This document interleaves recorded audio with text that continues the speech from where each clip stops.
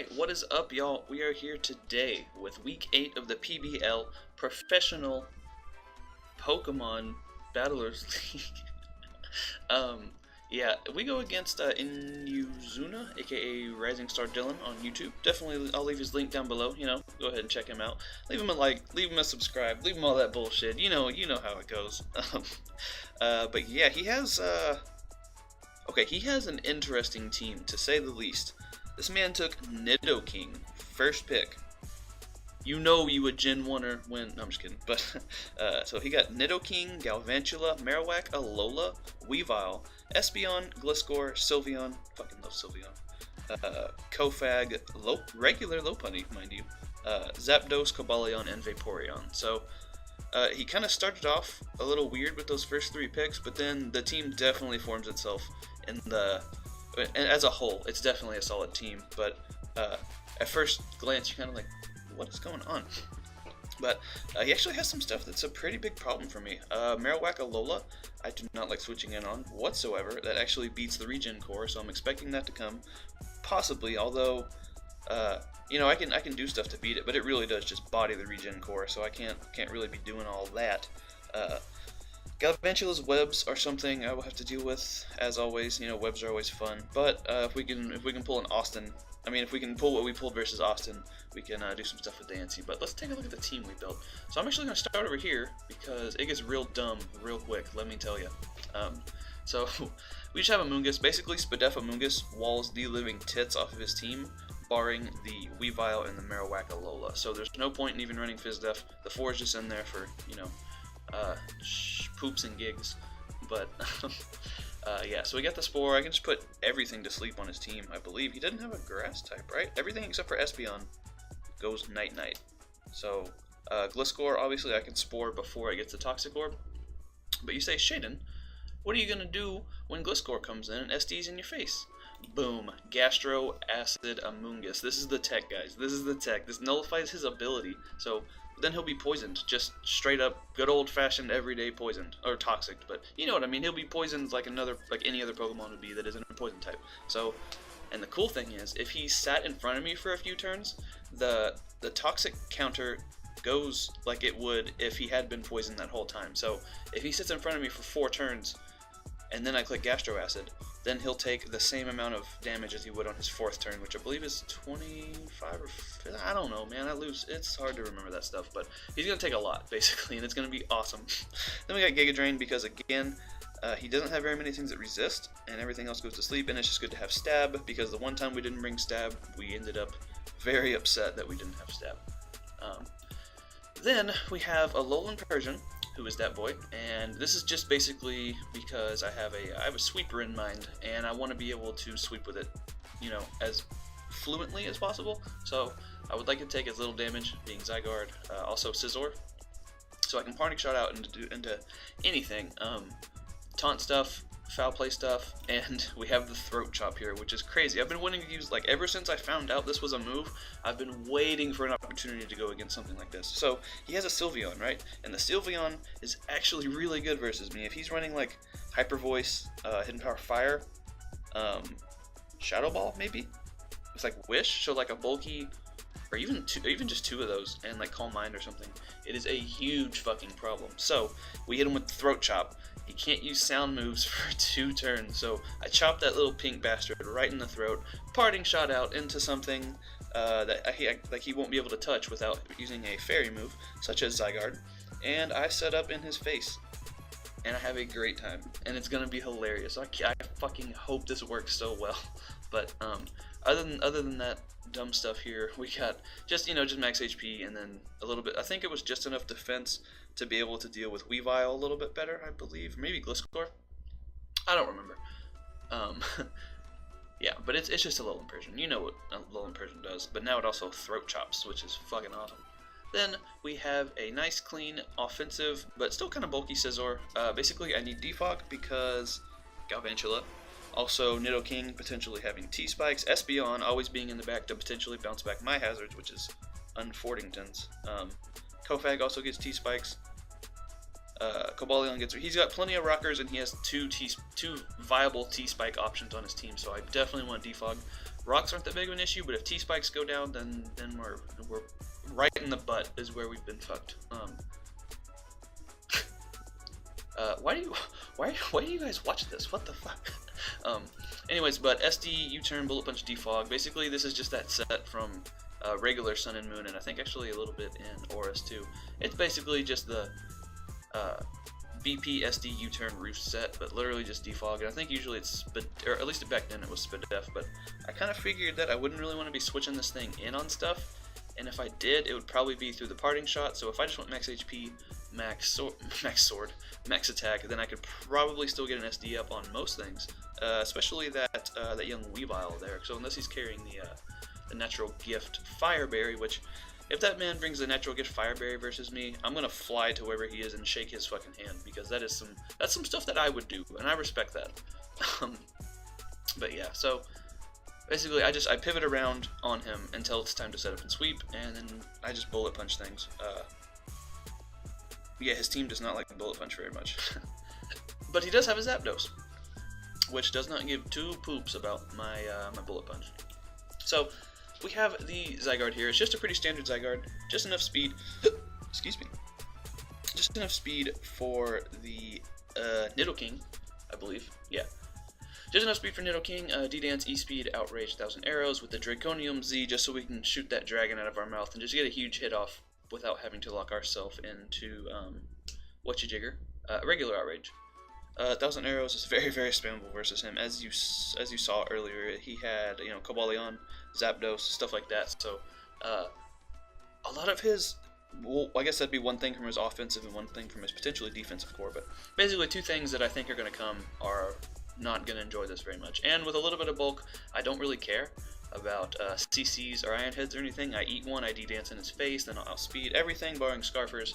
And if I can weaken Weavile to about, I believe it was 65 or 75%. So he needs to take rocks plus like a Life Orb hit or maybe a Giga Drain, something like that, and then he's in range of the E-Speed. So we'll try to wear that guy down. We do E-Speed obviously will go before the Ice Shard will, so that's all cool. Yeah, that's pretty much it, man. It's looking really solid versus him.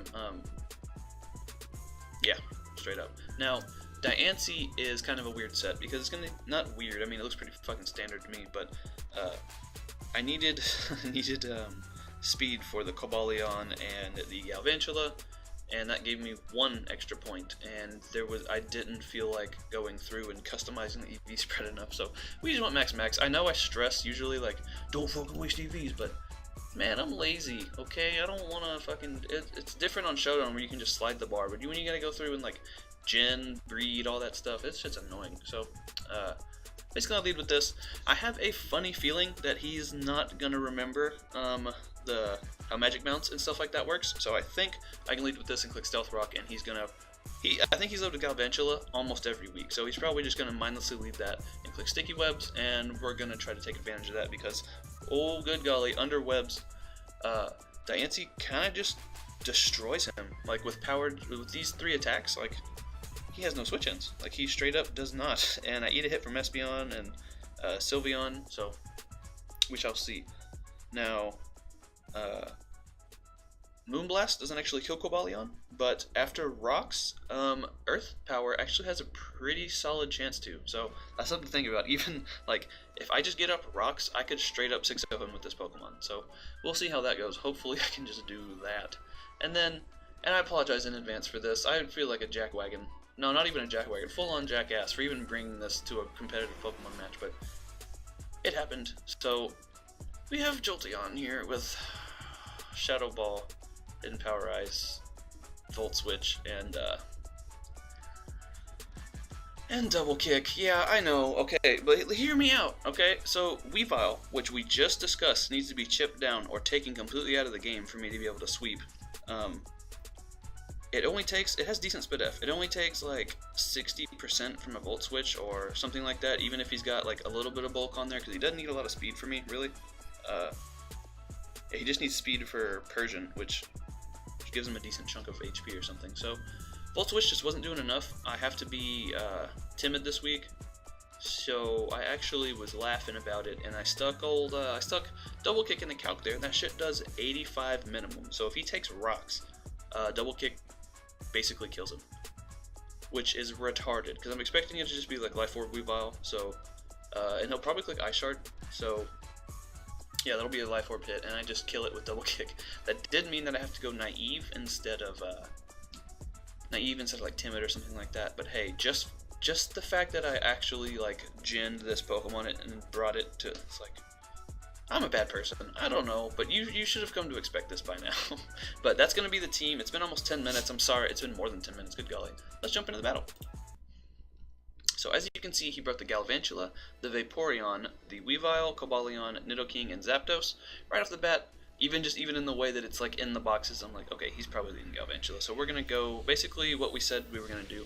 Lead Diancie, click Stealth Rock, no matter what happens. If he has the HP Steel, he is a man, and he deserves that kill. But I don't think he's gonna, so I'm just gonna click Stealth Rocks. Now, this is actually spoilers. It gets a little stally there in the end, just me basically trying to preserve differential because I'm an asshole. So we got this going a little bit faster than usual. If it looks kind of funky, it's because it's going 1.25 speed, I think. So yeah, we got our Stealth Rocks up, which Mega Diancie actually, he went Ultra Instinct white there for a second. That was cool. But so we bounce the webs back, and it is looking like we can probably just click Moonblast, Power Gem, or Earth Power for every last mon on his team, which is awesome. Webs are up, rocks are up, all the sashes will be broken, and yeah. So he goes into the Cobalion, and I'm like, man, fuck this guy. I'm about to Earth Power the shit out of him. But he's on a balloon. He's on a fucking balloon. What kind of shit is that? Yeah, so I have to switch out. I can't Earth Power him, which would kill. So luckily I have this Amoonguss here. Now, this is where things start getting real repetitive, because he has no Grass type, he has no young Espeon. So I can just click Spore, and then I can go and basically just start doing stuff with whatever I want. So I Spore this thing, he goes Night-Night, and Amoonguss is looking pretty healthy over here. Even though I'm Spadef, like I said, most of his other attackers are special, so I can kind of deal with this guy. But so I'm gonna go into Scoot, because I figured if anything he would harden to Weavile, just wanting to take like a Giga Drain and then knock my bitch ass out. And then I overpredict again, and I'm like, okay, well he's going Nidoking here on my fucking electric type. He didn't do either of those things. He just hits me with a Sacred Sword, which thank God was not CC, or Jolteon would have dropped. But now, which is unfortunate, I am in Ice Shard range, so I cannot click Double Kick. Jolteon is basically useless, and I've already feel like I have lost this game just because I didn't get to click fucking Double Kick. But it's okay, we're still gonna try. But this thing still looking like he might need another nap, so I'm just gonna go ahead and click Spore again. He just Iron Heads me, and if he would have got the flinch, that would have been messed up, because he could have two-shot me.